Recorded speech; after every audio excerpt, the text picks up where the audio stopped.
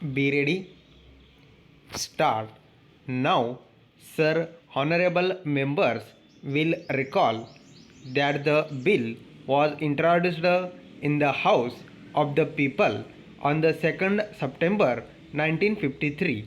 It has had a long history and in one form or another it has been before he public since the end of 1949. In the statement of object and reasons, the various stages through which the bill has passed since 1946 have been summarized, and I need to recapitulate on this occasion the circumstances in which then government of India took the decision in early 1946 to initiate an inquiry into the reform of our company law.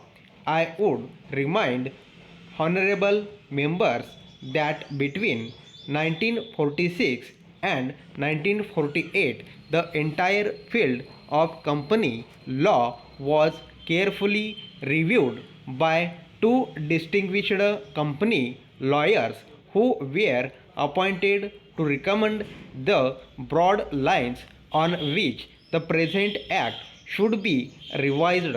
Their recommendations were examined in the then Ministry of Commerce, and certain tentative departmental views which emerged were circulated in a comprehensive memorandum to all recognized trade and industrial associations, bar associations, the High Court, and the state government that brought us to the end of 1949. Para.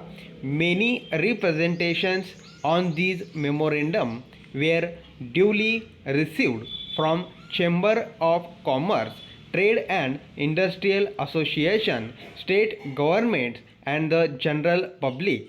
At the end of 1950, the Government of India appointed a committee under the chairmanship of Sri Bhabha to go into the entire question of the revision of the Companies Act with particular reference to its bearing on the development of trade and industry in this country. Para.